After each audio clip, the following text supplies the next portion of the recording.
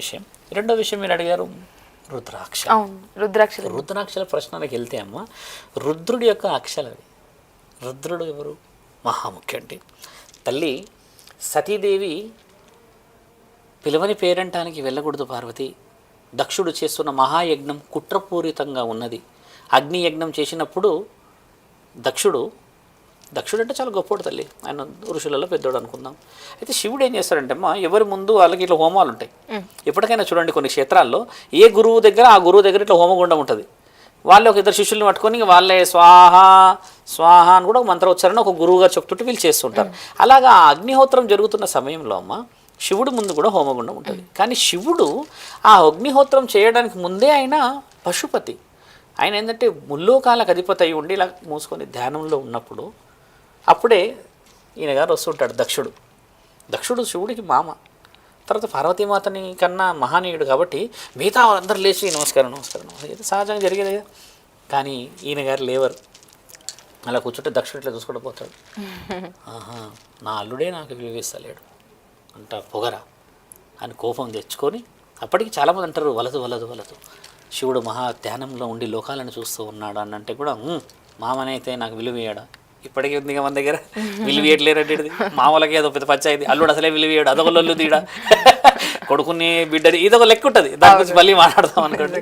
అయితే అలా చేసి పంతం మీదే చేస్తాడు దక్షయజ్ఞం చేసినప్పుడు అందరిని పిలిచి తండ్రిని పిలువనప్పుడు ఏమో అమ్మ పోయి నా తండ్రే కదా ఇలా అలా అని అంటే, లేదు పార్వతి కుట్రపూరితమైన దానికి వెళ్ళొద్దు అంటే అమ్మ వినకుండా పిలువని పేరంటానికి వెళ్ళొద్దు పార్వతి, అవమానాల పాలవుతావు అని అంటే కూడా లేదు నా తండ్రే కదా గారాల పట్టిని నేను నా తండ్రికి అని పోతుంది.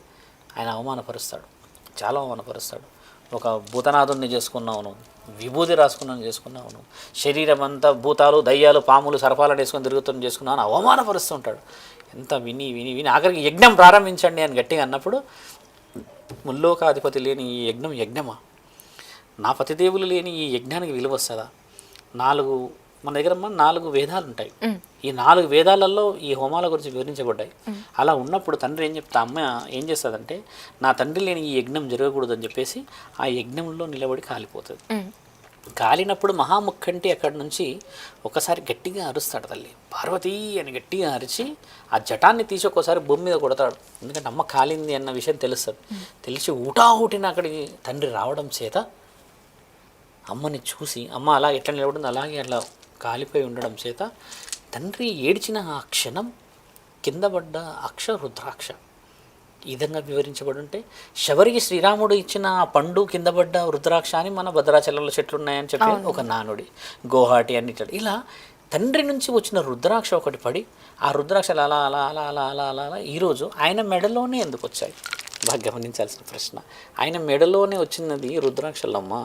దగ్గర మన దగ్గర 32 రకాల రుద్రాక్షలు ఉంటాయి తల్లి. 32 రకాల. ఓన్లీ రుద్రాక్ష గురించి నేను ఒక 2-3 వీడియోస్ చెప్పాను. రుద్రాక్షలమ్మ పంచముఖి రుద్రాక్ష, 5 రుద్రాక్షలు అంటే 5 ముఖాలు ఉన్న రుద్రాక్షను మానవ శరీరం వేయాలి. ఏకముఖి సాధువులే వేయాలి. తర్వాత అలా ద్విముఖి ఉంటుంది, త్రిముఖి ఉంటుంది, చారుముఖి అని ఉంటాయి అంటే 4 ముఖాలు. అట్లా సప్త అష్ట నవమి ఎన్ని ఉంటాయమ్మా. ఎన్ని ముఖాలలో ఒక్కొక్క ముఖానికి ఒకటి.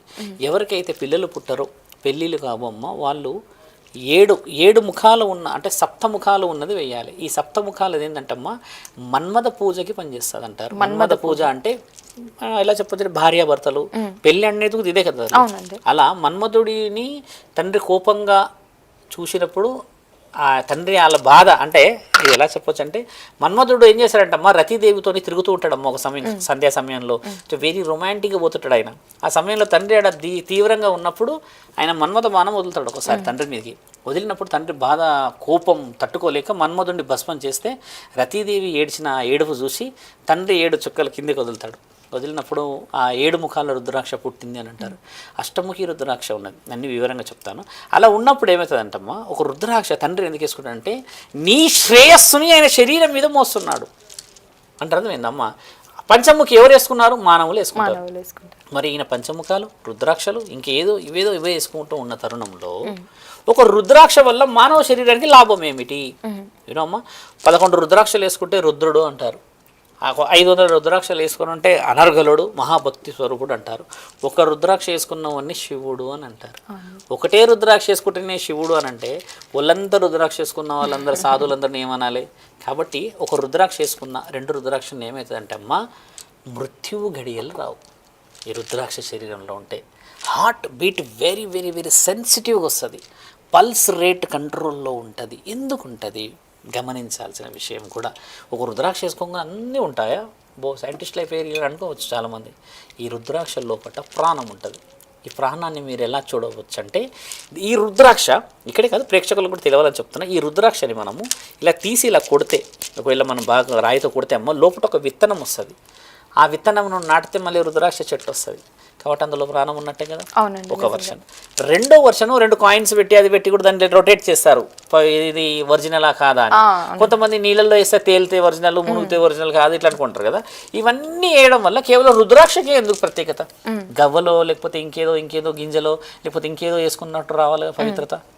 ఎందుకు వాటితో రాదు? ఎందుకు రుద్రాక్షలతోనే వస్తుందంటమ్మా, రుద్రాక్షలు వచ్చేసి ప్రకృతిలో ఉన్న వైపరీత్యాన్ని, ప్రకృతిలో ఉన్న సౌభాగ్యతత్వాన్ని, ప్రకృతిలో ఉన్న సుభిక్షతత్వాన్ని స్వీకరించగలవు. ఇవి అన్నీ స్వీకరించలేవు. గవ్వలు స్వీకరించరు. కొన్ని గుణగణాల్లాగా ఇది ముల్లోకాధిపతి యొక్క హక్కు కాబట్టి, పంచభూతాల హక్కు కాబట్టి దీన్ని వేసుకున్న నీ శరీరం కాపాడబడుతుంది.